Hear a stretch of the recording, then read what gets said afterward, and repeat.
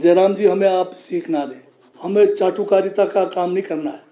आप ये चाटुकारिता करना छोड़े। जब तक मैं राजनीतिक जीवन में होऊंगा, चाहे मंत्री पद पे हूँ, चाहे मंत्री से बाहर होऊंगा, पर अपने जनजाति लोगों के जो भी उनके अधिकार हमें संविधान ने दिया है उसके लिए मैं लड़ता रहूंगा। लेटेस्ट गवर्नर साहब ने अपने संबोधन में प्रेस को कहा कि पहली बात उन्होंने कहा कि हम किसी के चुनावी वादा पूरा करने के लिए नहीं है।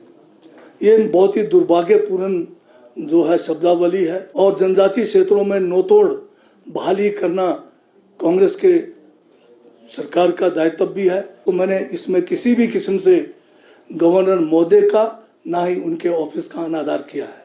हमने सब पूरे कर दिए हैं। लेटेस्ट गवर्नर साहब ने अपने संबोधन में प्रेस को कहा कि पहली बात उन्होंने कहा कि हम किसी के चुनावी वादा पूरा करने के लिए नहीं है। ये बहुत ही दुर्भाग्यपूर्ण जो है शब्दावली है। चुनी हुई सरकार के चुनावी वादा पूरा करने के लिए ही सरकार है और जनजातीय क्षेत्रों में नोतोड़ बहाली करना कांग्रेस के सरकार का दायित्व भी है, हमारा चुनावी वादा भी है। और संवैधानिक तरीके से कोई भी मांग करना वो गलत नहीं है। संविधान के दायरे में रहकर हम सबको काम करना है।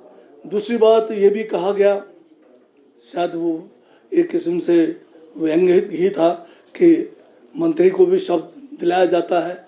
जहाँ तक शब्द की बात है, जितने भी लोग हम संवैधानिक पदों पर बैठे हैं, चाहे वो मंत्री हैं, चाहे हम विधायक हैं, चाहे मुख्यमंत्री हैं, चाहे गवर्नर महोदय हैं, सभी को संविधान की शपथ लेना पड़ता है। और उस शपथ में यह भी हमें लेना पड़ता है कि हम निष्पक्ष होकर जो है काम करेंगे। तो मेरा अगर ये कहना था कि अगर हमारी बात नहीं सुनी जा रही है, लोकतंत्र में हर एक को अधिकार है अपनी बात रखने का और लोकतांत्रिक तरीके से अपनी बात मनवाने का भी जो है हर एक को संविधान अधिकार देता है। तो मैंने इसमें किसी भी किस्म से गवर्नर महोदय का ना ही उनके ऑफिस का अनादर किया है। और दूसरी बात यह है कि नोतोड़ का जो मामला है ये गंभीर मामला है। आप देख रहे हैं कि आज पलायन जो है बॉर्डर एरिया से हो रहा है। एक तरफ केंद्र सरकार कहती है कि बॉर्डर एरिया से लोगों का पलायन रोकने के लिए हम वाइब्रेंट विलेज स्कीम लाए हैं, जबकि कांग्रेस के समय पहले ही एक स्कीम थी हमारी BADP, बॉर्डर एरिया डेवलपमेंट जो है प्लान, जिसमें सभी बॉर्डर इलाके के लोगों को, चाहे वो हमारे चाइना के बॉर्डर पे लोग हैं, चाहे पाकिस्तान के एरिया के में है या बांग्लादेश है, सभी बॉर्डर इलाके के लिए बहुत बजट का प्रावधान था।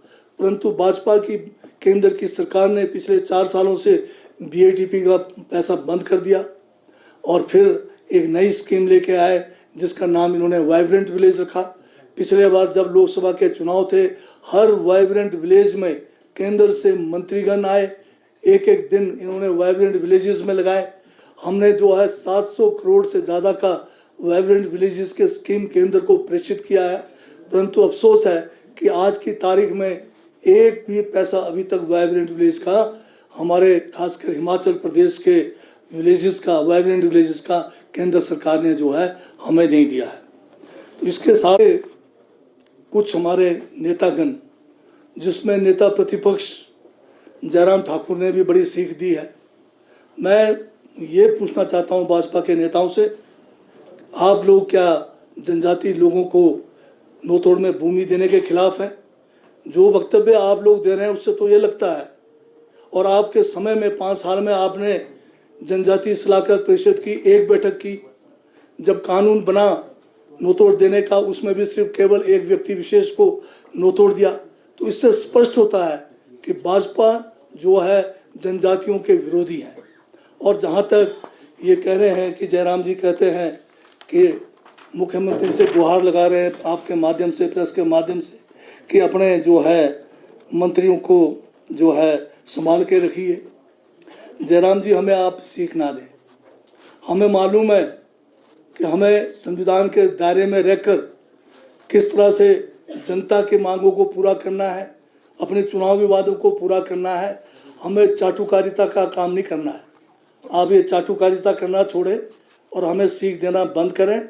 और आप ये जवाब दें कि आप हमारे जनजाति लोगों के नोतोड़ के साथ हैं या विरोध में हैं। ये जवाब उनसे चाहता हूँ। और एक नेता और भाजपा के वो भी बड़ी सीख दे रहे थे कि संविधान में कैसा होना चाहिए, क्या होना चाहिए। उनसे मैं ये पूछना चाहता हूँ कि आपको 2-2 पद छोड़ने पड़े, क्यों छोड़ना पड़ा? जो कलंकित लोग हैं उनसे तो मैं ये अपेक्षा करता ही नहीं करूँगा कि वो हमें सीख देंगे। खुद जो है कीचड़ में डूबे हुए हैं, हमें क्या जो है सीख देंगे? उन नेता से भी मैं पूछना चाहता हूँ कि आप क्या जनजातियों के विरोधी हैं? मैंने क्या गलत कहा? मैंने कोई गलत क्या कदम उठाया? क्या गैर संवैधानिक काम किया है मैंने तो अपनी मांग की बात की है और ये मेरा अधिकार है। और जब तक मैं राजनीतिक जीवन में होऊंगा, चाहे मंत्री पद पे हूँ, चाहे मंत्री से बाहर होऊंगा, पर अपने जनजाति लोगों के जो भी उनके अधिकार हमें संविधान ने दिया है उसके लिए मैं लड़ता रहूँगा, चाहे उसका नतीजा कुछ भी हो। धन्यवाद।